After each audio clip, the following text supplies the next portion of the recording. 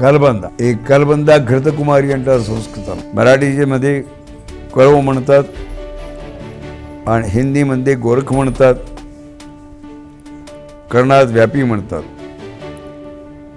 ఈ ప్రకారంగా ఈ 4 భాషల్లో 4 మాట్లాడతారు దాన్ని. అది స్త్రీ రోగాల్లో ముఖ్యంగా ఎక్కువ పనిచేస్తుంది. సుమారుగా స్త్రీ రోగాల్లో ముఖ్యమైనటువంటి 16 విధానాలు 16 విధి అయినటువంటి రోగాలు స్త్రీకి వస్తాయి. అందులో చర్మ వ్యాధి కూడా ఉంటుంది, గండ వ్యాధి ఉంటుంది, శూల వ్యాధి ఉంటుంది, గర్భశూల ఉంటుంది, బహిష్ఠశూల ఉంటుంది, స్వప్నశూల ఉంటుంది. ఇటువంటి ఎన్నో ప్రకారాలుగా స్త్రీ రోగాలు ఉంటాయి.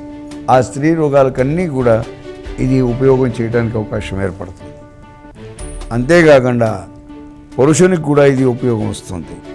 దాన్ని చీరి దాని లోపల ఉండేటువంటి దాని పదార్థాన్ని తీసుకొని ఉదయం పూట మోదకాకు మీద పెట్టి సూర్యరశ్మి పడేటట్టు చూసి, అది 1 గంట సేపు సూర్యరశ్మి పడ్డ తర్వాత దాన్ని తీసుకొని 3 భాగాలు చేసి, ఒక భాగం మీరు కలకండ్లతో అనగా పటిక బెల్లంతో స్వీకరించిన లేదా గోమూత్రంతో స్వీకరించిన అది శారీరక రోగం అనేటువంటి సుమారుగా 6 రోగాలు సాధారణంగా వెళ్ళిపోతాయి.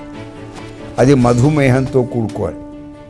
మధుమేహం అనగా ఎప్పుడంటారే మధుమేహం అంటే మీరందరూ గుర్తుపడతారు అనుకుంటారు, అది దూరం. అదే ప్రకారంగా దాన్ని 2వ భాగం మీరు తీసుకొని గోమూత్రంతో ఆపరేషన్ చేసిన తర్వాత చేస్తే ఈ చర్మ వ్యాధులు దూరం అవుతాయి. అదే ప్రకారంగా పాల మీగడలో కలిపి దాన్ని బాగా మర్తించి దానిలో బెల్లం కలిపి తీసుకున్నట్లయితే శిరస్సు నుంచి కాలు పర్యంతం ఉండేటువంటి రోగాలు ఏవైతున్నాయో, నాడి రోగాలు, వాత రోగాలు, శైత్య రోగాలు దూరం అవుతాయి. ఇది ఒకరోజు చేస్తే కాదు, కనీస పక్షంలో 3 వారాలు, 5 వారాలు, 7 వారాల వరకు దాన్ని చేయాల్సి వస్తుంది.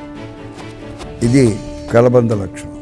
ఈ ప్రకారంగా మధుమేహంతో మొదలు చేసుకొని 16 రోగాలకు దూరం చేసేటువంటిది ఇది కలబంద.